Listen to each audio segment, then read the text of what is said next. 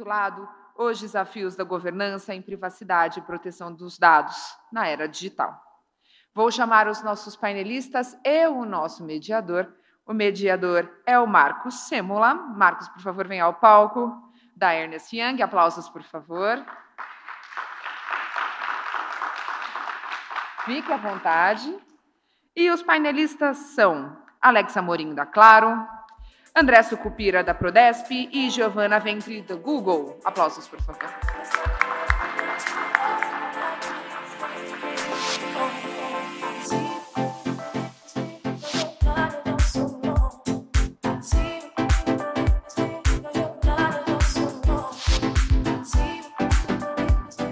Alô? Somente para comentar, nós temos, dentre esse tempo, o tempo total, incluindo perguntas e respostas, ok? Então, agora, Marcos, é com você. Muito bem, bom dia a todos. É um prazer estar aqui com vocês. Obrigado pelo convite para mediar esse painel. É sempre muito bom a dinâmica, né? Estar numa dinâmica de painel, porque a gente pode ouvir a opinião de especialistas sobre diferentes pontos de vista. Eu já quero aproveitar e avisar que a Giovana vai ter que nos deixar um pouquinho antes do final do painel, então vamos procurar explorar ao máximo aí o tempo em que ela estiver conosco. E para começar um painel como esse, em que a gente tem representantes do Google, da Prodesp e da Claro, portanto, empresas, atividades um tanto quanto diferentes ou com as suas especificidades, né? Antes de efetivamente trazer um tema e pedir que eles comentem, que eles contribuam, eu vou fazer uma breve ambiência sobre o tema, né? Nós estamos falando de desafios. Desafios da LGPD ou da privacidade na era digital. Mistura uma série de coisas, né? Mas o que a gente pode usar como ponto de partida para esse painel?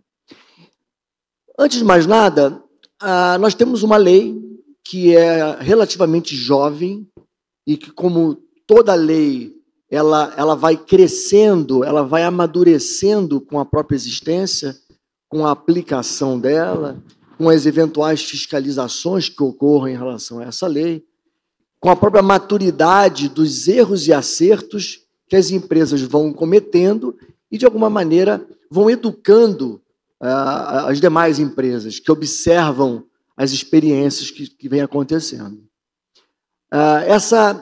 Nós temos uma Autoridade Nacional de Proteção de Dados. Essa autoridade completou agora 5 anos, na verdade 5 anos da lei, e a autoridade celebrou essa data. E eu vou ler para vocês aqui só uma pequena estatística que nos dá uma referência do quão madura e acelerada está a lei, mas também o quão madura e acelerada está a própria Autoridade Nacional de Proteção de Dados. Eu tenho aqui números de janeiro a junho de 2023. Nesse período, a autoridade acolheu 327 denúncias. Ela respondeu 1.150 questionamentos através da ouvidoria. Ela iniciou 8 processos administrativos sancionadores. E apenas uma dessas sanções foi aplicada. Tornou-se bem conhecida por ser a primeira, né? Nesse período curto de 6 meses, houveram 172 petições de titulares e 185 comunicações ou comunicados de incidente de segurança. Eu, de imediato, quando olho para esses números, penso no seguinte: será que esses números são compatíveis com o tamanho do Brasil, com a volumetria de empresas e titulares, com a natural imaturidade do próprio mercado brasileiro, uma vez que a lei é tão nova? Então, percebe-se um descasamento entre o volume de titulares pleiteando seus direitos, ao mesmo tempo, um baixo número de incidentes de segurança reportados. Isso aí nos dá uma big picture. Então, vamos começar a bater um papo. Deixa eu levantar aqui a primeira pergunta para alimentar a nossa conversa. E eu vou dirigir essa pergunta à Giovana. A pergunta é: como as empresas de tecnologia elas têm se organizado para efetivamente, aliás, para efetivar a transparência e os demais princípios da LGPD? Uma pergunta bem aberta. Você pode escolher como explorá-la. Obrigada, Marcos. Queria muito agradecer o convite, agradecer ao Marcos, aos panelistas que estão aqui comigo, e agradecer a todo mundo que está aqui hoje, nessa sexta-feira, conosco. Acho que é uma pergunta aberta e muito difícil, você tem razão, porque as empresas, as grandes de tecnologia, ao menos, tiveram um período de aprendizado natural com a GDPR lá na Europa, e tiveram diversos acertos, vários erros também, que estão aí na mídia, então não preciso esconder eles de ninguém, multas estratosféricas e uma série de discussões que precederam a promulgação da lei aqui no Brasil. Aí, quando a lei foi promulgada 5 anos atrás, a gente teve o aniversário, né, da lei essa semana, acho que uma série de premissas ainda estão equivocadas e eu acho que um ponto que é pouquíssimo explorado, ao menos nos fóruns que eu participo, nos eventos que eu vejo, é justamente o que o Marcos disse sobre o aculturamento e um estabelecimento efetivo no Brasil de uma cultura de privacidade e proteção de dados. Eu vou falar sobre a parceria que o Google fez com a Maurício de Souza Produções na sequência, que dá uma luz bastante, e eu trouxe para os panelistas e para o Marcos também um gibi, mas ele está disponível online para quem quiser acessar. A gente fez um evento recentemente de lançamento dessa parceria no Google e todos os 5 diretores da ANPD estavam presentes. E aí, um dos diretores, o Dr. Joacil, fez um comentário que eu achei bastante curioso e toda vez que eu me recordo desse comentário, eu refaço ele. O Dr. Joacil disse que estava no aeroporto e que ele costuma, agora que ele está viajando muito como diretor da ANPD, ele costuma perguntar para as pessoas do aeroporto, as pessoas que estão ali na banquinha de revista, no café, a própria pessoa da aviação, da empresa de aviação, se elas conhecem a LGPD e se elas sabem quais são os direitos que elas têm como cidadãos a partir daquela lei. E ele diz que, desde que ele virou diretor da ANPD, isso foi em novembro de 2020, então daqui a uns meses vai fazer 3 anos, ele já fez essa pergunta mais de 200 vezes, nunca ninguém acertou. E acho que, justamente, a partir desse comentário do Dr. Joacil, que a gente pode explorar na pergunta do Marcos a questão da transparência ativa. Muito se fala sobre as políticas de privacidade e todas as ferramentas de segurança e o quanto a indústria de tecnologia investe bilhões de reais em inteligência artificial e outros recursos para tornar os processos mais seguros para os usuários e proteger os dados pessoais, mas eu tenho visto que pouco se fala sobre de fato, um aculturamento das pessoas sobre os direitos e sobre a transparência ativa, que é colocar o usuário no centro para que ele tenha o controle das suas funcionalidades, para que ele tenha o controle das ferramentas e para que ele possa efetivamente garantir que os direitos dele serão observados, caso ele queira exercê-los. E aí, falando um pouquinho da parceria, o Google ele fez uma parceria com a Maurício de Souza Produções, isso dispensa explanações, né? Não preciso falar para ninguém o que é a Turma da Mônica e nem o impacto que ela tem no mercado brasileiro. Mas por que eu trouxe o gibi hoje para vocês? E, de novo, né, vocês digitarem Google e Turma da Mônica, está disponível online. Basicamente, essa parceria visava atacar não só o artigo 14 da LGPD, que fala sobre tornar a lei acessível para as particularidades das crianças e dos adolescentes, então dizendo que a gente tem que dar informações de maneira acessível relacionadas às habilidades psicomotoras, os avanços intelectuais das crianças, observando recursos audiovisuais e tudo mais, que é o que fala o artigo da lei, mas não só, porque a gente achava que o Google não é especialista em comunicar com criança, e a maior parte das empresas que precisa se adequar a LGPD também não. Então, essa não é a nossa especialidade e a gente acredita que parcerias potentes são muito mais eficientes do que a gente simplesmente fazer a política de privacidade mais bonita ou o vídeo explicativo mais bonito.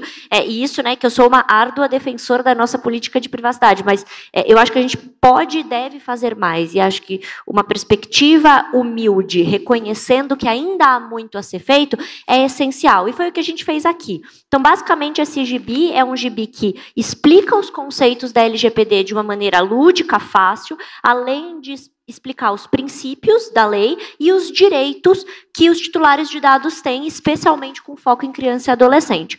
Além disso, a gente também tem um capítulo do gibi que fala sobre proteção de golpes na internet. Então, todas as coisas relacionadas a phishing, malware, a proteção das crianças em relação a essas ameaças. Então, e vou parar de falar, porque eu não quero que isso seja um monólogo, mas quis trazer o gibi aqui para vocês e, especialmente, trazer esse tema, porque eu acho que muitas vezes a gente discute muito, e claro, né, com razão, as medidas de adequação, os desafios que as empresas têm em mapeamento, em adequação de processos, em ter o buy-in das lideranças, em conseguir alocar recursos e profissionais para determinada área, mas a gente olha pouco para o aculturamento, para estabelecer uma cultura robusta de privacidade. E foi o que a gente quis fazer aqui com o nosso gibi, e convido vocês todos a lerem, enfim, mandarem feedback para nós, porque nós somos muito orgulhosos dessa parceria, e a gente entende que foi uma iniciativa muito benéfica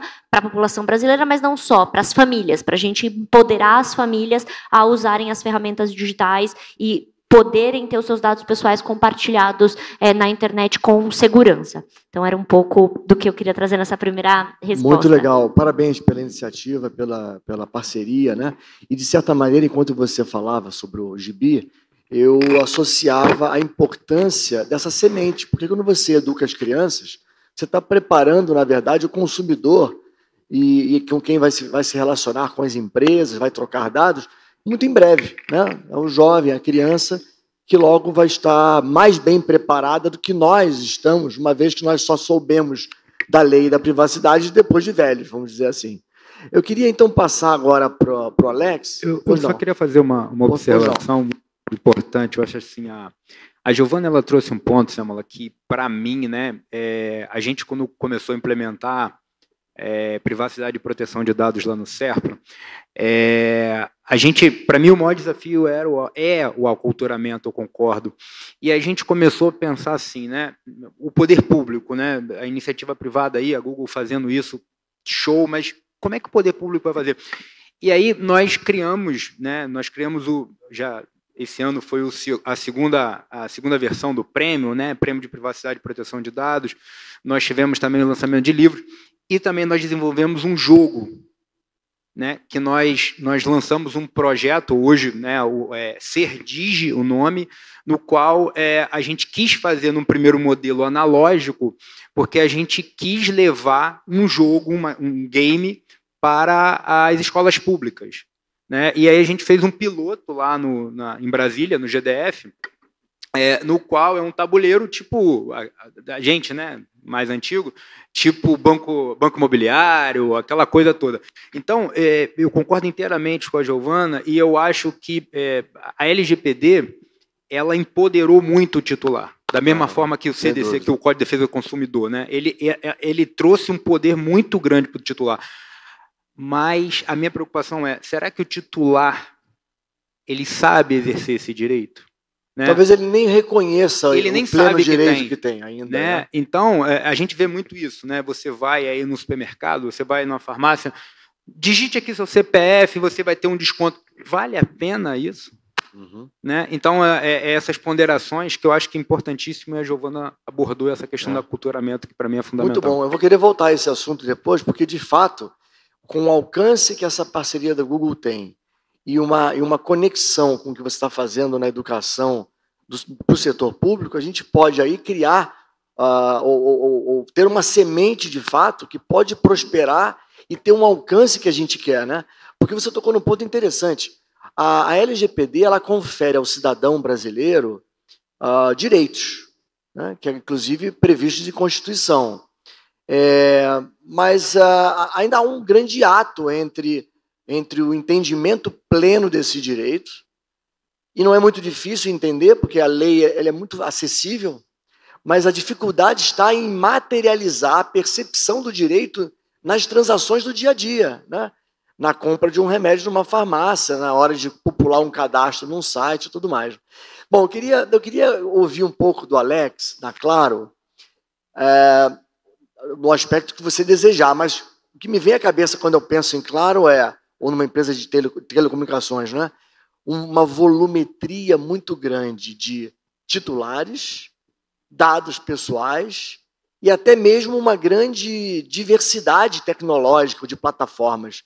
Você gostaria de comentar da maneira como você quiser, ou o viés que você quiser. Vamos lá, então, primeiro, obrigado, bom dia a todos, muito bom estar aqui aos amigos aqui convidados, agradecer pelo evento, muito bom, né, ter esse momento de proximidade, mesmo sendo híbrido para algumas pessoas, mas tendo alguns amigos aqui também na plateia. Até resgatando um pouquinho sobre o que a Giovana comentou, eu vejo que a conscientização é algo em segurança que a gente já fala há muitos anos, né? A gente já vem falando há décadas sobre esse tema e é comum, como alguns viram alguns memes, tendo pessoas muito bem capacitadas com uma senha muito simples, como mudar 1, 2, 3, por exemplo, né?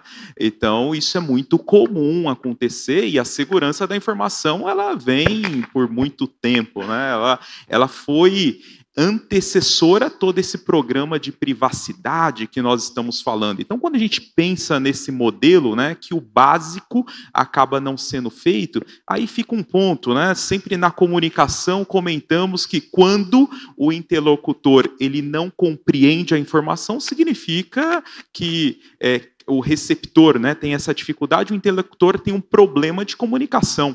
Então, eu volto para esse ponto, como que nós, de segurança, estamos conseguindo fazer isso, né, conseguindo passar essa informação para mudar, e até pensando em formas diferentes. E uma das coisas que eu penso muito na conscientização é normal, passamos aí numa onda nos últimos anos de fake news, né? E fake news é uma coisa que se materializava em grupos de uma forma muito rápida.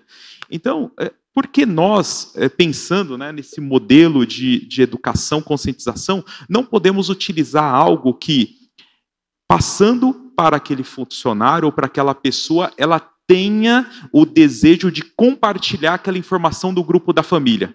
Porque se a pessoa ela recebe, pô, isso aqui é interessante, estou vendo esse gibi aqui, eu entendi que isso faz muito sentido para mim, faz muito sentido para minha família. Eu vou pegar esse link e vou colocar no grupo da família, que por sua vez vai para os amigos e passa a ser uma propagação de informação muito boa. Então, eu vejo que, às vezes, o canal, por exemplo, né, de ter um gibi físico ou ter um gibi virtual, são estratégias que nós podemos utilizar para tudo, desde coisas muito simples a coisas mais complexas. Mas é sempre o ponto ter uma política, ter uma campanha, sabemos que isso é uma obrigação, porque tem isso em política, certo? Nas políticas de segurança, tem lá alguns capítulos falando que nós temos que ter a mesa limpa, falando que precisamos trocar senha. Isso faz parte do mundo corporativo e também do mundo de governo.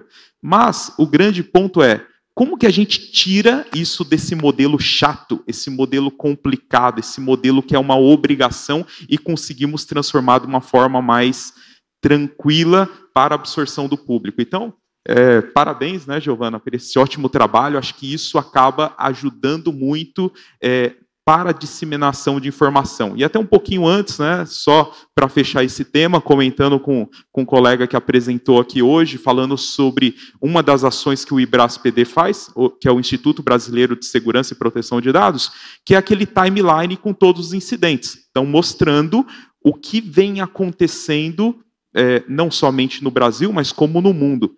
E é uma ferramenta muito boa. Partiu de um CISO, um amigo que comentou, pô, não seria interessante compartilhar essa mesma informação para mais pessoas? Ele doou esse material inicialmente, há 3 anos atrás, para o IBRAS-PD, e a gente vem mantendo até hoje, para você ver como é possível, às vezes, utilizar informações que são públicas, que estão na internet, por uma forma mais transparente, até para apresentar para o board. Então, só fechando esse capítulo, aí indo para a pergunta aqui do meu amigo Sêmola. Ótimo. Hoje, na Claro, né, isso é público, todos podem ver, por volta de 60 a 65 milhões de clientes, né? A gente está falando de uma população de clientes ali que daria até para eleger um presidente pela volumetria. Ou seja, né, muitas pessoas, muitos negócios diferentes. Hoje, quando a gente pensa em telefonia, Tem, claro, a questão do celular, tem a questão da televisão, tem a questão da internet, mas tem vários outros produtos, como um banco digital, como os apps que você pode acessar, o Minha Claro Fixo, Minha Claro Residencial, tem lá o Flex, que são programas de telefonia, mas muito mais acessíveis, Claro TV e assim por diante. Ou seja, vários produtos, várias BUs e vários negócios diferentes. Aí vem esse desafio, né? Como que a gente consegue manipular e organizar de uma forma essa quantidade de dados, né? Porque todo lugar tem dados, tem muita informação sensível, muita informação crítica. Aí vem um desafio de, primeiro, pegando esse ponto da conscientização, entendendo que tanto a segurança, proteção de dados ou a privacidade não é responsabilidade de apenas uma célula.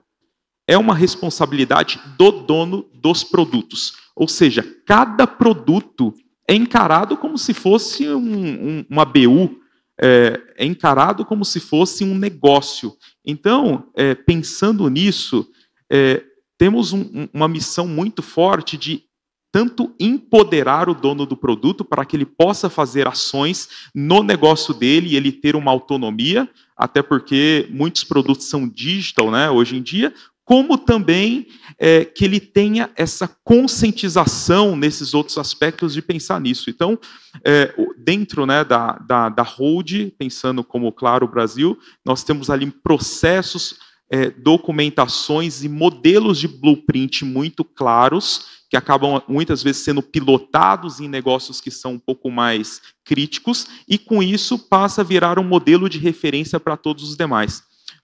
Quando a gente fala, né, de LGPD, dentro da Claro, foi antes da minha entrada, mas já é um programa que se perpetua por mais de 5 anos. Né? Então, não é um projeto que tem um início, um meio e um fim.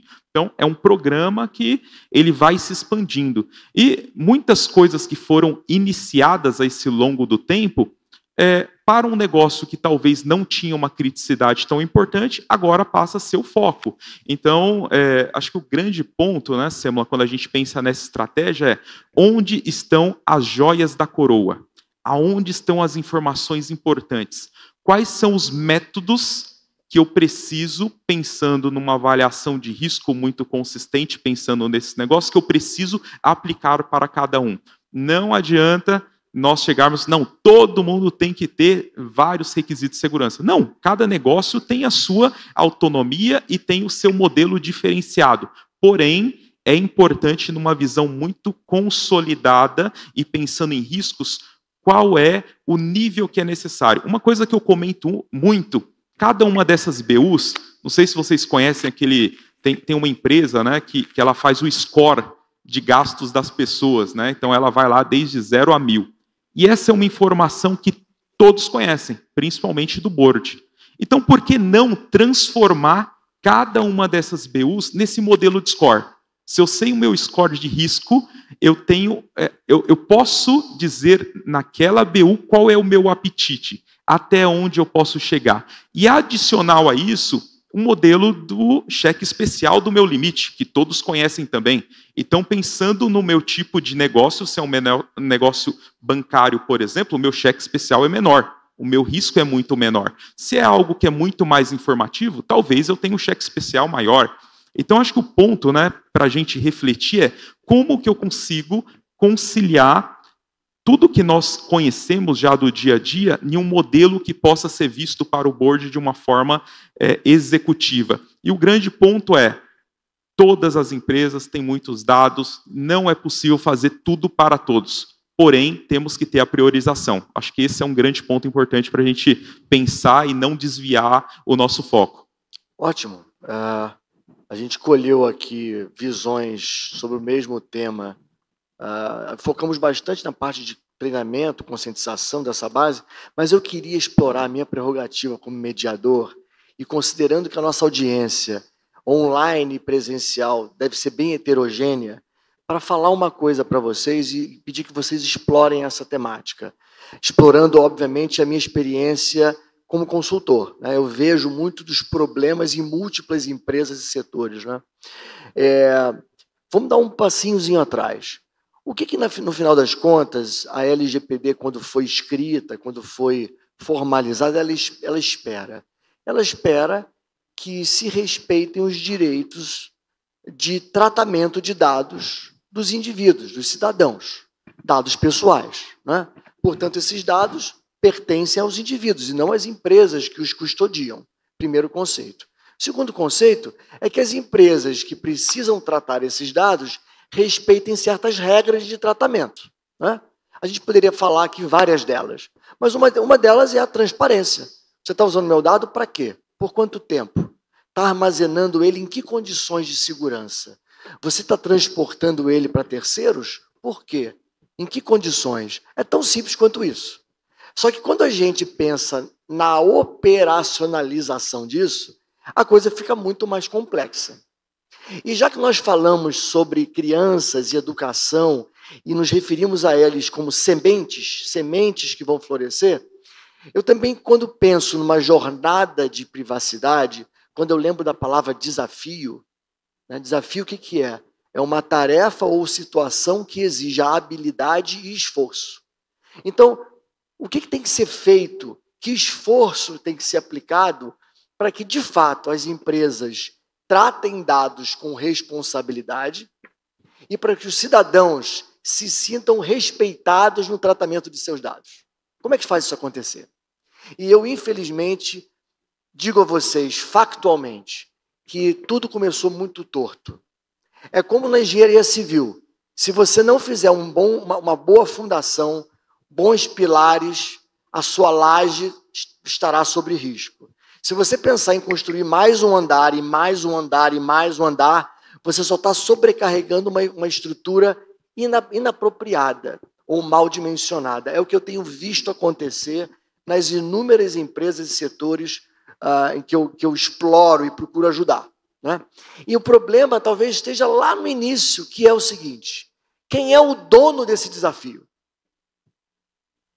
Por ser uma lei, inicialmente pensou-se que seria a área jurídica. Só. Depois houve um cabo de guerra puxando para a área de tecnologia. Afinal, os dados estão muito em ativos digitais. Mas talvez depois de 5 anos de lei, nós tenhamos, e assim espero, atingido a consciência coletiva, ao menos da maioria, de que não é nem de um nem de outro, é de todos.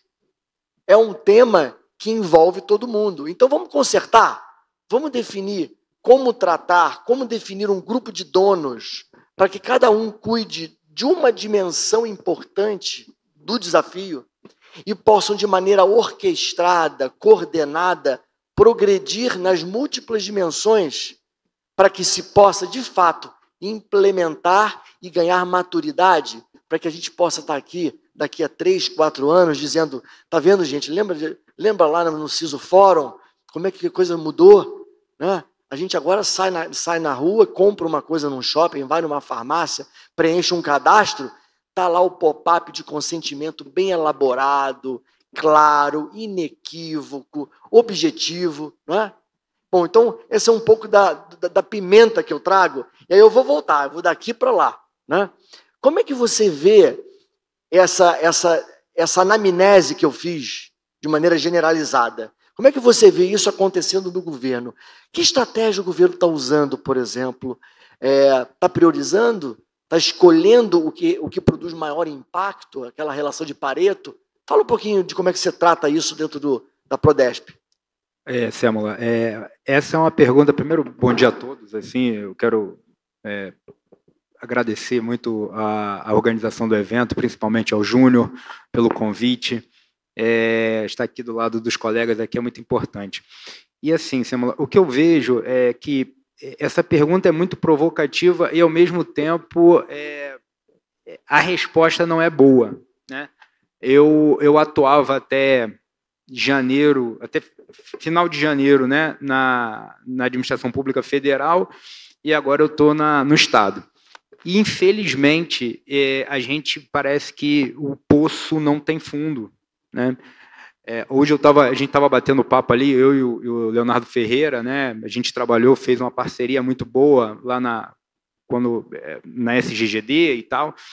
E o que eu percebo é que você tem uma percepção na área federal hoje um pouco maior do poder público, né? Eu acho que a gente pega a primeira, né, que foi até agora a primeira auditoria do TCU na Administração Pública Federal, que avaliou 382 órgãos e entidades, apenas 11 tinham um grau de maturidade mais alto nível, aprimorado. E mais de 50% tinham um nível básico, aquele nível que não tem nem DPO nomeado, não tem nenhum compliance legal. E quando eu vim para o Estado e olhei a situação, né, eu fiquei muito mais preocupado. Por quê? Né? Porque, infelizmente, eu acho que tudo que a gente falou aqui, você fez toda a trajetória, toda a jornada de uma governança de proteção de dados, né, isso que você falou, que não é do jurídico, que não é da TI, é de todo mundo, isso nada mais é do que uma governança, que é o que a gente precisa investir. E aí a gente começa a observar que não existe uma prioridade, né? O Alex tocou aqui, a gente fala de segurança da informação há muito tempo, mas até hoje a gente tem um número elevadíssimo de incidentes de segurança da informação, não só no poder público.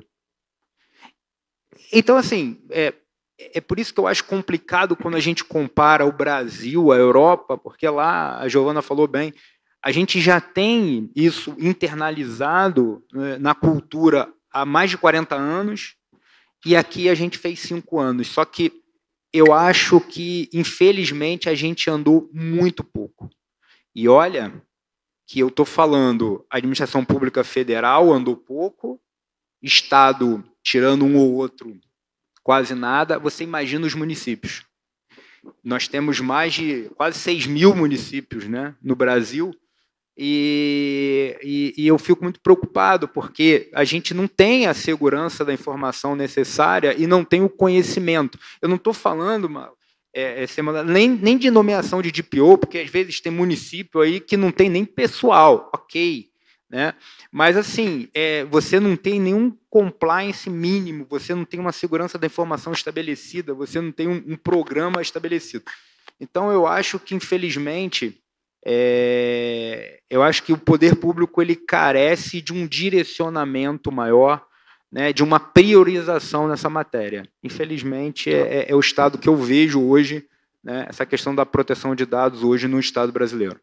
Talvez um caminho interessante seja federalizar uma boa prática, mesmo que seja uma inicial, uma espécie de guia orientativo para os quick wins, ou seja, as poucas ações que podem produzir um ganho mais rápido de conhecimento, mas também de melhor tratamento dos dados, e tentar cascatear do federal para o municipal, de maneira até a poupar o consumo de recursos que são escassos nas esferas municipais, por exemplo. Pode ser uma ideia, né?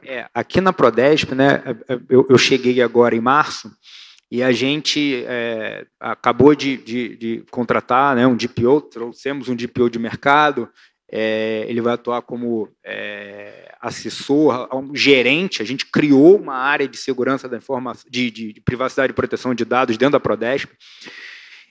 E o que a gente quer hoje dentro da Prodesp é ter um DPO as a serve para o Estado de São Paulo, que ele tenha um framework de privacidade e proteção de dados, no qual ele apresente para todo o Estado, né, para as 26 secretarias e todos os outros órgãos, e fale para ele: olha, eu sei que você não tem braço, então você, né, passa a adquirir esse produto e a gente passa a fazer toda essa parte de governança de proteção de dados para você.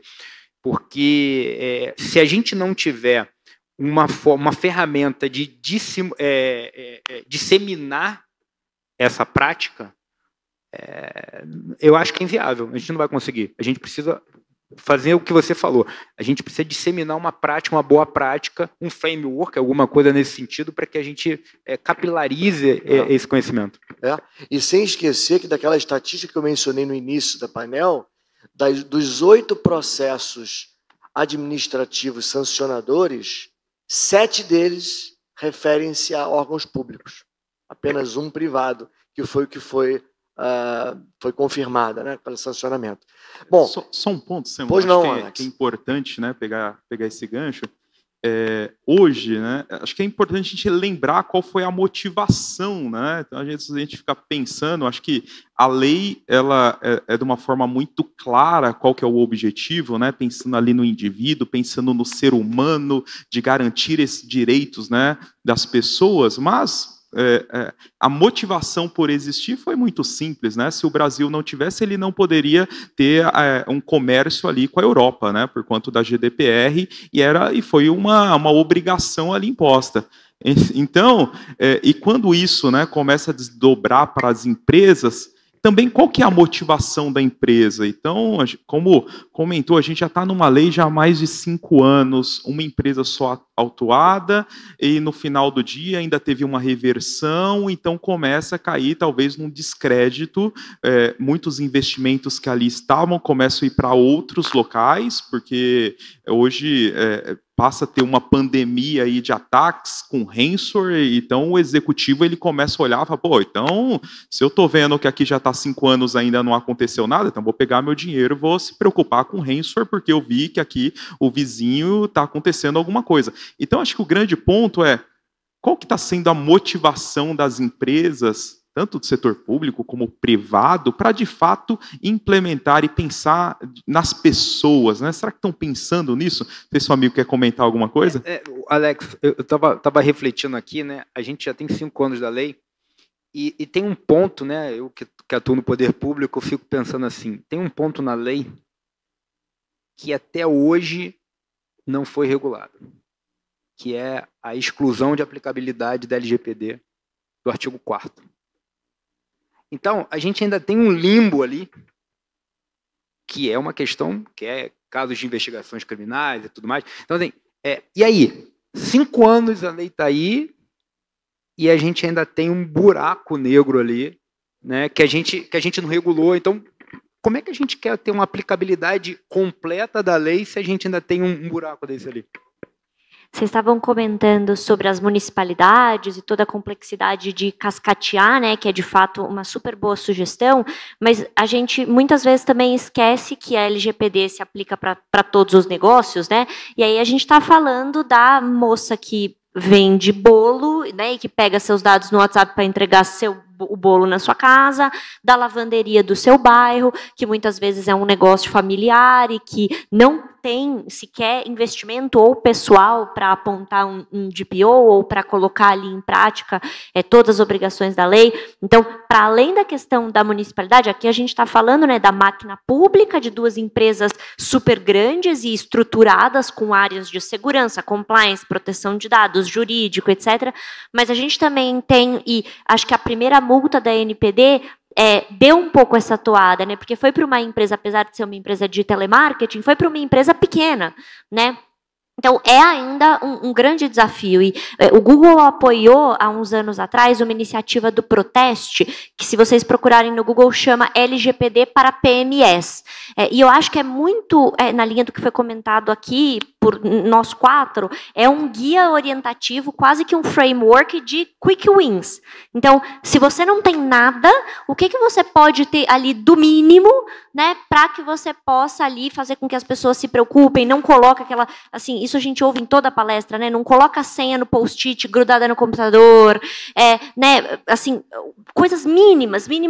E aí, nessa LGPD para PMEs, a gente tem também um jogo, que foi o que a gente comentou aqui, que eu acho que é uma das iniciativas mais legais para você tornar aquilo acessível. Porque a dona da lavanderia, ela não vai ler a lei, entender que tem uma série de granularidades, quando se aplica, quando não se aplica, qual que é a exposição que ela pode estar tendo ao pedir um dado e não outro. A gente tem até um exemplo no Gibi muito engraçado, que é a Magali vai comprar uma coisa no mercado e o atendente do mercado, que é muito similar ao exemplo da farmácia que o Semola citou, e ele pede, eu queria o seu nome, seu endereço, seu RG, seu CPF, seu tipo sanguíneo, peso e altura. E aí a mãe da Magali chega lá e fala assim, não, como assim? Você está pedindo dados excessivos.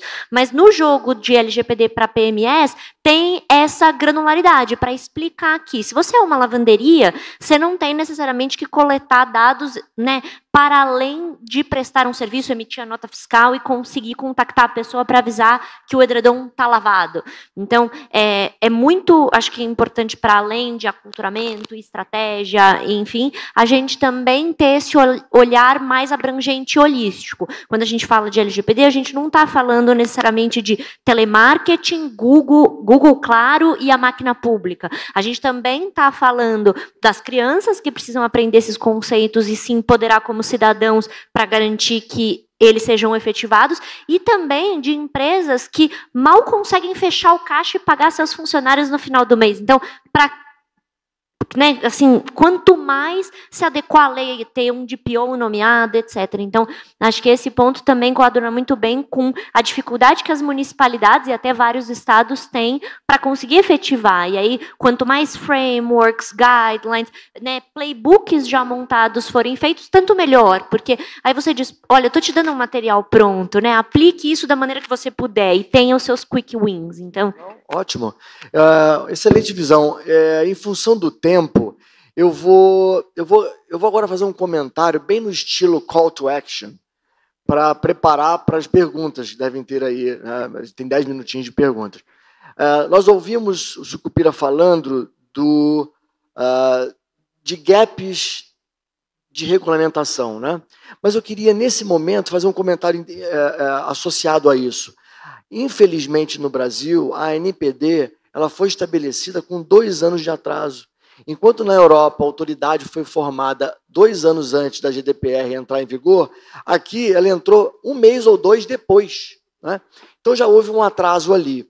Eu até os vejo trabalhando muito bem, mas limitados pela própria cronologia. Existem coisas que, para serem regulamentadas, nós, brasileiros, a autoridade, seus diretores, seu corpo técnico, precisa observar as situações que vão demandar maior ou menor controle, maior ou menor especificação, para aí sim eles terem matéria crítica para produzirem novas regulamentações. Portanto, estamos todos nós, nossas empresas, nós enquanto cidadãos, aguardando a maturidade da lei e da sua aplicação, mas também da cultura das empresas, que, de alguma forma, dependem do tempo, de viver a experiência da lei, de errar e de acertar. E agora vem o meu call to action.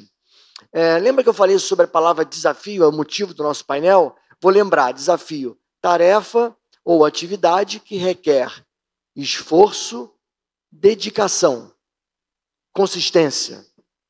E o call to action é, será que nós, enquanto titulares, estamos colocando esforço e dedicação na exigência dos nossos direitos? Ou estamos aceitando qualquer tipo de consentimento que nos solicitam? Ou fornecendo qualquer dado sem sequer perguntar a finalidade? Será que as empresas, mais de 10 milhões, pequenas, médias, grandes, estão se esforçando na medida certa para estabelecer seus comitês, para estabelecer seus orçamentos, para criar o programa de privacidade? Então, acho que esse é o call to action. Eu só queria até fazer uma enquete aqui com o pessoal que está aqui. Quem daqui fez alguma requisição de solicitação de dado pessoal em alguma empresa, em algum lugar? Só para a gente ter uma amostragem. Só levanta a mão assim. Ou seja, pediu acesso aos seus dados pessoais. Temos 2 pessoas. 3. Você vê. Pronto. No Google é fácil, tá, pessoal? Check-up de privacidade. A gente entrega tudo, download, exclui a conta, é super rápido. Excelente. E é um tema interessante, né? Porque, por exemplo, eu tive com empresa de telemarketing. Cara, ligando várias vezes, entrei em contato com a empresa, não resolveu. Aí, como eu descobri qual era o cliente que estava ali por trás dessa empresa de telemarketing, aí eu fiz uma reclamação no LinkedIn. Dizendo que seu operador está infringindo a LGPD. Exato. Aí funcionou em coisa de 15, 20 Muito minutos, bem. uma pessoa da instituição me ligou e resolveu o problema. Por isso é o call to action. A gente tem que agir. Titulares e responsáveis corporativos por construir a jornada da privacidade. Obrigado, pessoal. Vamos agora abrir para perguntas. Obrigado. Temos ali uma pergunta.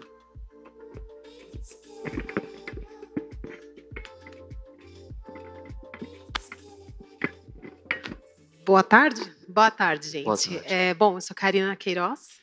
Eu trabalho com cyber há quase 20 anos. E há 2 anos parei, saí um pouquinho do mercado de trabalho, apesar de ainda prestar consultoria, para continuar um trabalho que eu criei que chama Tech Kids, que é para ensinar cibersegurança, segurança digital para crianças e famílias. E nessa jornada, que era nova para mim, sempre trabalhei no mundo corporativo, eu encontrei muitos desafios para as empresas, com as empresas. Porque todo mundo entende que é necessário, mas dentro das empresas, as ações normalmente são internas. Quando você vê um trabalho desse da Google, você vê que é um trabalho externo. Muita coisa para a sociedade. Porque a gente claramente sabe que a educação muda tudo, né? E começando por criança, sensacional. Bom, eu sou a fã, né, disso tudo. Então, eu volto para vocês assim, a gente trabalha como CISOs, estava trabalhando sempre como CISO, ainda faço consultoria CISO, a gente trabalha naquela correria, todos os dias, um monte de problema, entra naquela pauta de conscientização e tenta fazer com que todo mundo fique engajado na conscientização. Você pode fazer simulação de crise, pode trazer gente famosa, é super difícil, faz gincana, faz jogo e tal. Mas a gente ainda traz que não muda, né? A gente ainda traz, poxa vida, ainda os mesmos problemas, o cara ainda empresta o crachá, caramba, né? E por isso que eu acredito que realmente a educação, começando com as crianças, vai mudar. Não é uma coisa que muda rápido, obviamente, mas a minha pergunta para vocês, já não me alongando mais, como que vocês estão pensando em encarar esse desafio dessa mudança de verdade, dessa transformação, que não é dentro da empresa, ou que talvez comece, mas ali com as famílias, e aí vai aumentando. Por que eu falo isso? Quando a gente chega numa área de CISO, fala, CISO, vamos fazer alguma coisa com as crianças? Ah, vamos. Tem outra área que não. Chama o pessoal de ESG. A ESG está lá trabalhando ou com a queima do carbono, ou com mulher no board, ou com LGBTQ+. E é isso.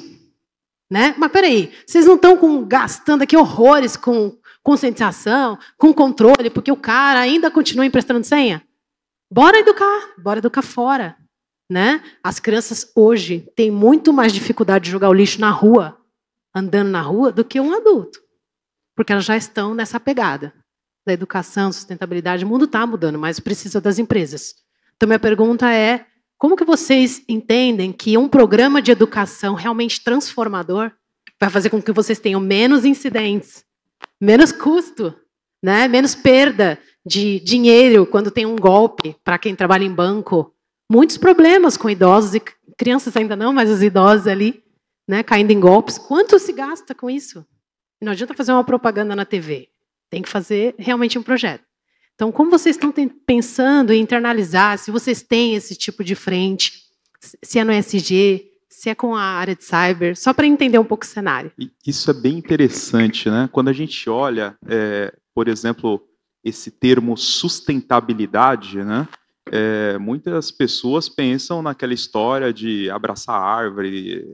Não é isso, né? Sustentabilidade é pensando justamente em como eu posso olhar para o público, para os clientes e como eu posso transformar aonde que a empresa atua até a sociedade, né? Então, esse é um ponto que às vezes, né, eu vejo que ainda se fala muito de ESG, mas tem ainda é muito deturpado, né, a materialização disso. E eu acho que esse ponto é perfeito, né? Normalmente, segurança fica com essa incumbência de fazer uma campanha, mas na minha visão isso está errado. Tem que procurar quem sabe. Como, por exemplo, a Google fez procurando lá o Maurício de Souza, porque é quem sabe quem faz isso. E a gente erra com isso há anos, na minha visão. Então, o ponto é como que eu consigo utilizar técnicas, métodos e estratégias diferentes para falar algo que é conhecido, pelo menos por nós, que já vem... Todos, né, tem aquela questão de entrar na empresa, tem que ler a política, assinar todo ano, mas será que, de fato, o usuário ele está entendendo o que está ali dentro? Será que ele parou para ler ou simplesmente ele foi lá e assinou? Então, acho que o ponto é como que, de fato, a gente consegue converter isso para que a pessoa possa pegar o gibizinho que ele recebeu na empresa e falar, quero levar no meu grupo da família. Eu quero que as pessoas da minha família tenham esse contato. E acho que o ponto é não ser herói. Herói sempre se dá mal no final, né? Como que a gente consegue, baseado em parcerias, numa estratégia de ter uma responsabilidade mais de todos para atingir o objetivo. Esse é meu 2 cents. Eu vou falar rapidinho, gente, aí pedir desculpas, porque eu realmente vou precisar me ausentar. Agradeço super pela pergunta, acho que foi excepcional o seu comentário. E dizer que isso é um dos pilares do Google há muito tempo, a gente tem uma área específica para isso, e muitas vezes as parcerias partem de áreas diferentes do negócio. Então, esse foi um exemplo que partiu do departamento jurídico, no qual eu trabalho, mas são diversos outros departamentos que são empoderados a ter essa visão. Mas eu acho que a parte mais importante do comentário, que também foi falado aqui conosco, é que muitas vezes as pessoas têm dificuldade de entender a importância da linguagem e da maneira como a mensagem é transmitida. Por que eu estou dizendo isso para você? Se quem estivesse falando tudo isso que eu estou falando aqui hoje para você fosse a Fátima Bernardes, eu tenho certeza que a audiência ia estar infinitamente mais cheia, que todo mundo ia estar prestando mais atenção, e não é porque ela está falando algo diferente do que eu estou falando aqui agora, mas pelo simples fato de que ela tem uma maneira de comunicar e uma audiência cativa diferente da minha. É a mesma coisa a turma da Mônica. Então, nada do que está aqui nesse gibi é para além do texto da lei, da LGPD, ou dos princípios que o Google acredita relevantes em termos de proteção de dados. Não tem nada diferente. Mas quem que está falando? É a Mônica, é o Cebolinha, é a Magali, e como são eles que estão transmitindo, a informação é internalizada de maneira diferente. Então, a importância da linguagem é muito importante. E vou citar um último exemplo, que nada tem a ver com o que a gente está falando aqui hoje, mas que eu acho que é muito elucidador da importância da linguagem, que é uma parceria que o YouTube fez com a SaferNet. Não sei se vocês conhecem a SaferNet, mas é uma organização antiquíssima, ela vai fazer 20 anos agora, em violações de direitos humanos de crianças e adolescentes na internet. Eles trabalham muito com abuso infantil e tudo mais. E o YouTube fez uma parceria com a SaferNet esse ano, em decorrência dos ataques nas escolas. E o que o YouTube e a SaferNet, que são 2 organizações enormes, chegaram à conclusão? Bom, a gente soltar um guia orientativo de como falar sobre ataques nas escolas de maneira consciente é bacana? Claro, muito bacana, mas qual é a efetividade disso real? 0. Né? Sendo muito honesta com você, 0. E aí o que a gente fez? Fizemos o guia ficou lindo, bárbaro, se vocês procurarem na internet aí, ataques nas escolas, informação de maneira consciente, o guia é bárbaro. Mas o que foi feito? Uma campanha publicitária específica com criadores de conteúdo do público teen, então dos adolescentes, para que eles falassem as informações do guia de uma maneira que os adolescentes fossem entender e absorver. Então, o guia ficou maravilhoso? Com certeza. Algum adolescente abriu o guia, folheou e nossa, que bacana esse guia? Eu tenho certeza que nenhum. Né? Talvez o filho da diretora lá do Google, ou né, assim, o primo do Tiago Tavares, né? Dá uma olhada para ver se você entende. Exatamente. Só. Né? Mas com os criadores de conteúdo, as pessoas, e eu vou ser bem honesta com você, né? Eu tenho mais de 30 anos, eu vi o nome da lista ali das pessoas que estavam sendo da campanha, né? As pessoas da campanha, eu não conhecia nenhum dos influenciadores, todos eles com milhões de seguidores e com pessoas que iriam transmitir essa informação de uma maneira diferente. Então, eu acho que reconhecer as limitações de uma maneira muito humilde e entender a importância da linguagem é o que falta para muitas organizações que têm ideias maravilhosas, mas que não sabem como implementar isso de uma maneira efetiva. Que muitas vezes é aquele guia lindo, maravilhoso, mas que quem vai ler sou eu, do jurídico, a diretora de marketing, o diretor do YouTube só. Né? Então, acho que essa é a virada da chave, na minha opinião. E aí, agradecer novamente super o espaço e a oportunidade, e agradecer você pela pergunta. Muito obrigada. Muito obrigado, Giovana. Foi ótima a sua contribuição. Deixa eu checar aqui com a organização quanto tempo ainda nós temos. Temos uma pergunta, né? Obrigado, Giovana. Opa, pessoal. Bom dia, João Bach. Eu não quero botar água no chope, tá? Mas eu queria fazer um contraponto. Eu tenho uma visão já um pouco menos romântica de privacidade nos tempos atuais e principalmente de LGPD. Eu vejo que a lei ela é muito bacana, ela é muito boa, ela foi muito bem elaborada. Tivemos bons exemplos para isso. E de início nós tivemos aquela onda, né? Oh, isso vai pegar, agora tem todo mundo correr atrás e tal, e surgiu um monte de negócios em volta disso. E a gente sempre usava aquela bandeira, né, dizendo, olha, a própria lei prevê multa de 50 milhões ou até 2% do faturamento, ou em até o último caso, o encerramento de negócios, e isso nunca veio. Até o ponto que veio, então, a NPD, como você mesmo disse, atrasada, mas muito limitada. Eles, na minha visão, eles estão trabalhando com muito esforço, mas com os pés e as mãos atados. Até que veio a tal da multa, 14 mil reais. Gente, isso não é nenhuma onda, nenhuma marola, isso não molha nem a ponta do pé quando você está na praia.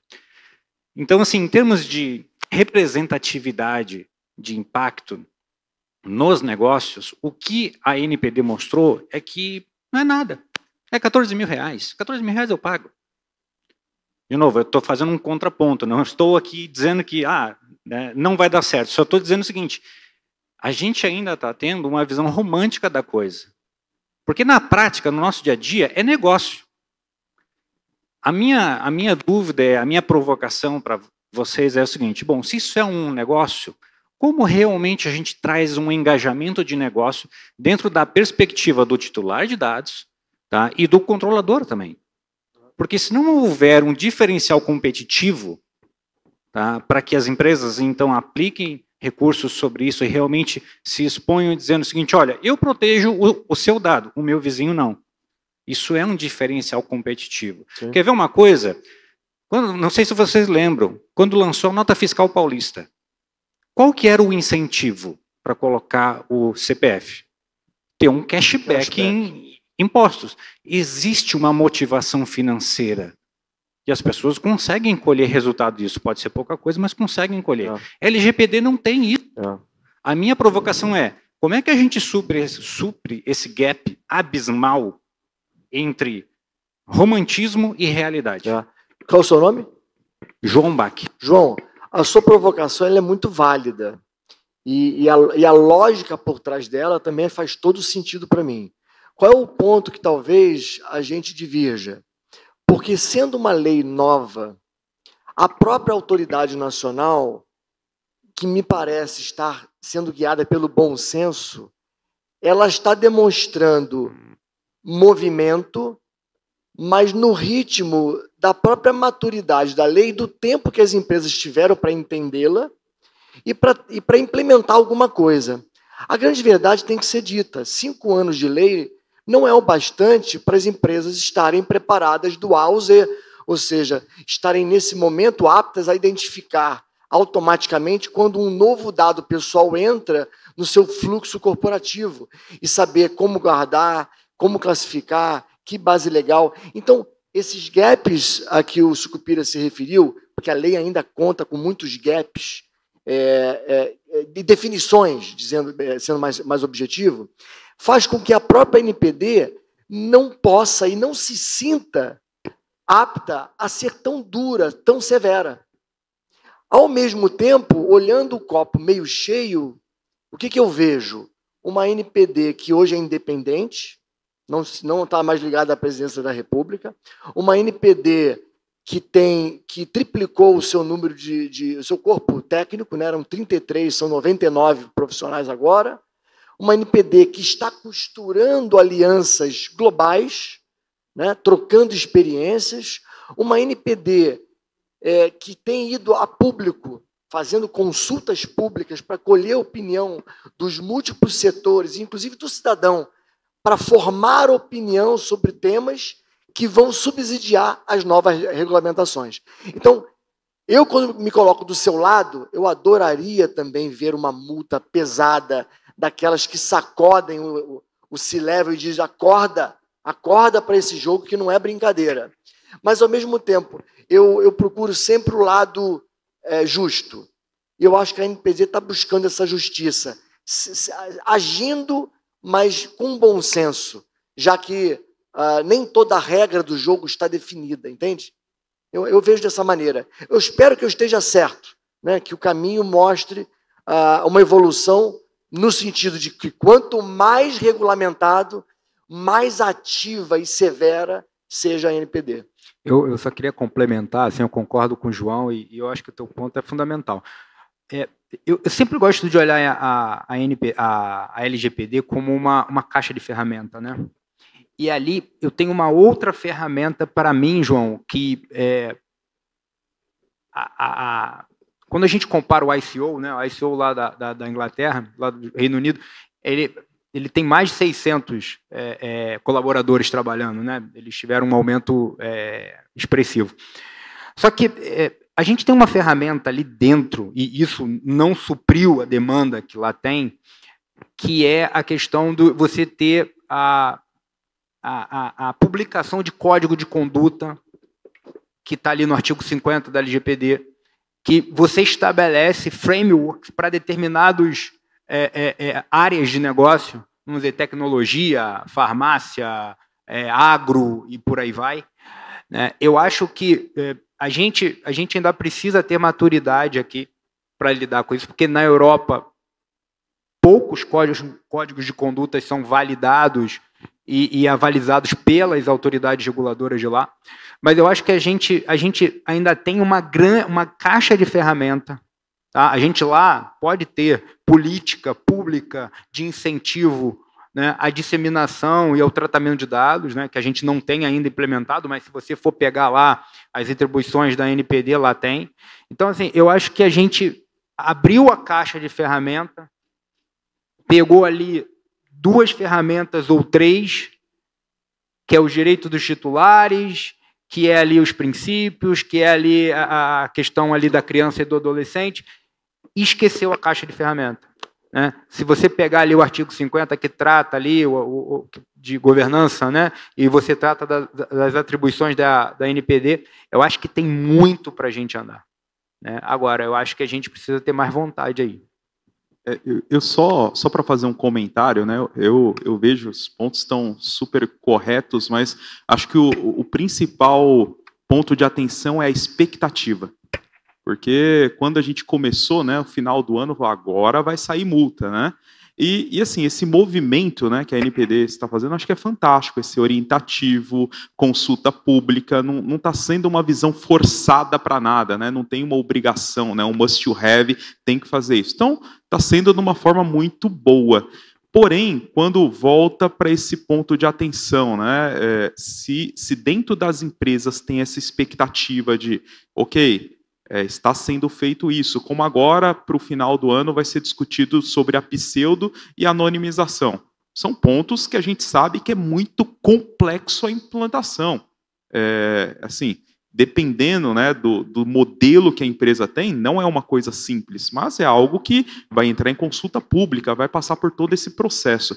Ok, a partir do momento que entra numa consulta pública, qual é o tempo de uma maturidade para isso, para que seja, não, agora esse tema vai entrar numa pauta para uma possível sanção. Então, acho que o grande ponto, né, é essa expectativa versus a realidade, né? Porque às vezes a gente fica na visão, né, interna, como segurança, proteção de dados, DPO, isso vai ser ótimo para nós, vai engajar. Mas no final do dia, se acaba não acontecendo, gera esse contraponto.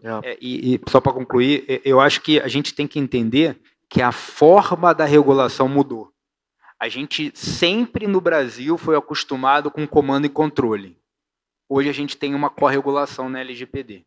Então a forma de regulação mudou e a gente está esperando os resultados de uma regulação de comando e controle, né, no qual a agência impõe, se você não faz, ela vai lá e cobra. Então eu acho que a gente tem que mudar um pouco essa perspectiva nossa também de entender como é que a regulação, a nova regulação. Bom aspecto. Bom, turma, em função do tempo, eu queria pedir palmas aos nossos painelistas, por favor. Agradecer a presença dos 185 mil que estão online conosco agora. E eu vou passar a palavra para a nossa mestre de cerimônias. Obrigado. Obrigado, pessoal. Obrigado.